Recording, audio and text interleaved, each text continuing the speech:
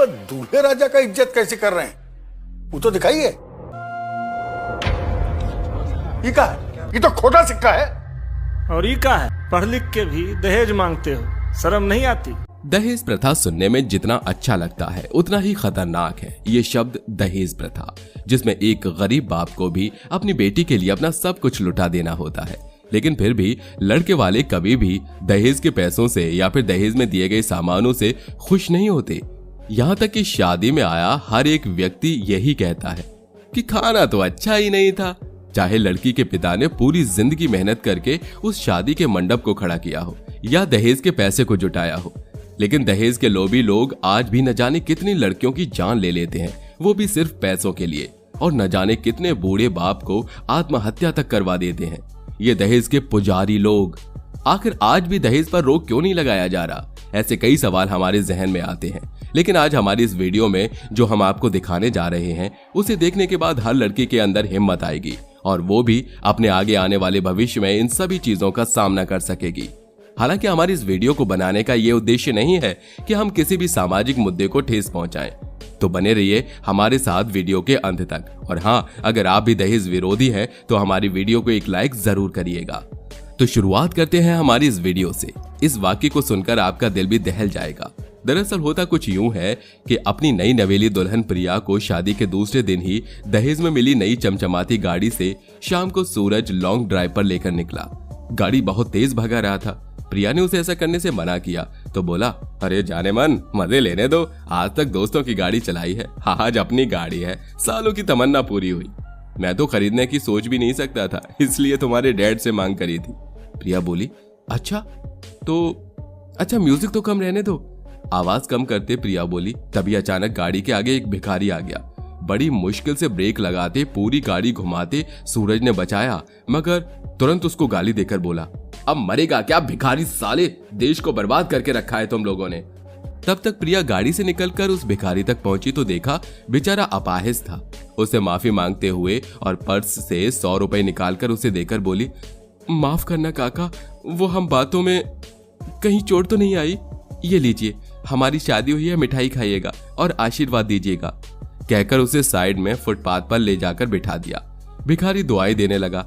गाड़ी में वापस बैठी प्रिया से सूरज बोला, अरे तुम जैसों की वजह से इनकी हिम्मत बढ़ती है, भिखारी को मुंह नहीं लगाना चाहिए। प्रिया मुस्कुराते हुए बोली, सूरज, भिखारी तो मजबूर था इसीलिए भीख मांग रहा था, वरना सब कुछ सही होते हुए भी लोग भीख मांगते हैं दहेज लेकर। जानते हो, खून पसीना मिला होता है गरीब लड़की के माँ बाप का इस दहेज में। और लोग, तुमने भी तो पापा से गाड़ी मांगी थी, तो कौन भिखारी हुआ? वो मजबूर अपाहिज या एक बाप अपने जिगर के टुकड़े को 20 सालों तक संभाल कर रखता है, दूसरे को दान करता है जिसे कन्यादान महादान कहा जाता है, ताकि दूसरे का परिवार चल सके, उसका वंश बढ़े और किसी की नई गृहस्थी शुरू हो।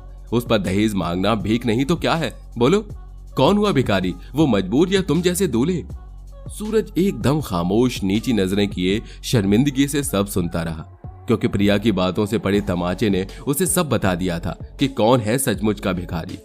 तो दोस्तों, दहेज लेने वाला भिखारी के बराबर ही होता है।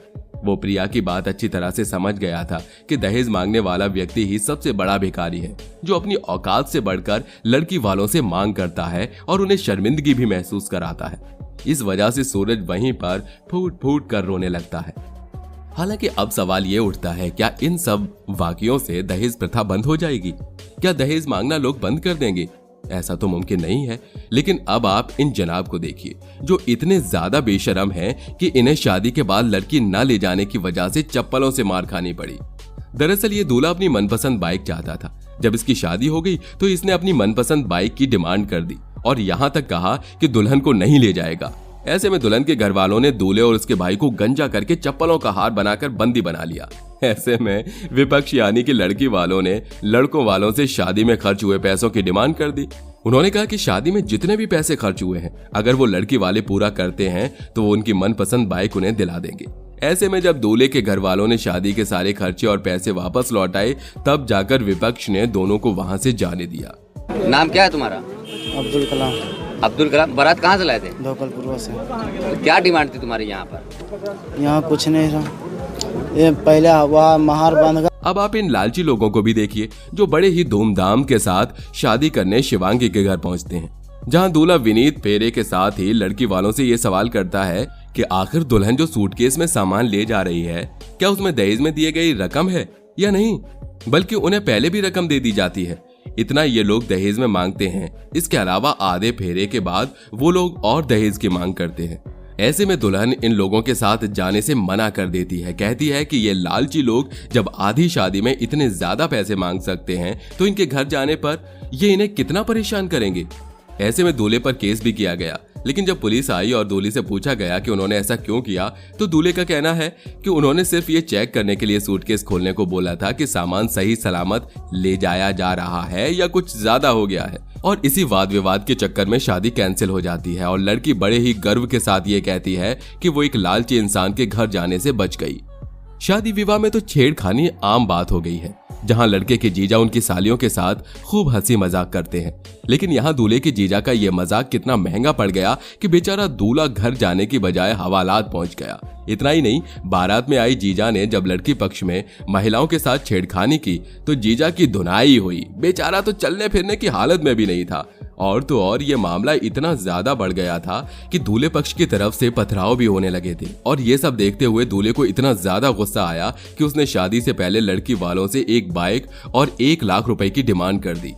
अगर ये उसे पूरा नहीं करते तो वो लड़की से शादी नहीं करता और बारात लेकर वापस भी लौट जाता। ऐसे में नाज़मी नाम की इस लड़की ने भरी पंचायत में उस दूल्हे से शादी करने से मना कर दिया और उन्होंने सभी बारातियों को वापस लौटा दिया और दूल्हे के जीजा को अच्छे से हवालात की हवा भी खिला दी। ये आप सभी जानते हैं कि दहेज एक ऐसा शाप है, वो किसी भी गरीब इंसान के घर में लग जाए तो उसकी पूरी जिंदगी तबाह हो जाती है। और ऐसा ही प्रतापगढ़ के एक छोटे से गांव में हुआ, जहां दहेज के लालची लोगों को दुल्हन ने अच्छे से सबक सिखाया। दरअसल रवि नाम का ये दूल्हा जब शादी करने पहुंचा तो वो बेहद ही धूमधाम से लड़की के दरवाजे पर बारात लेकर पहुंचा।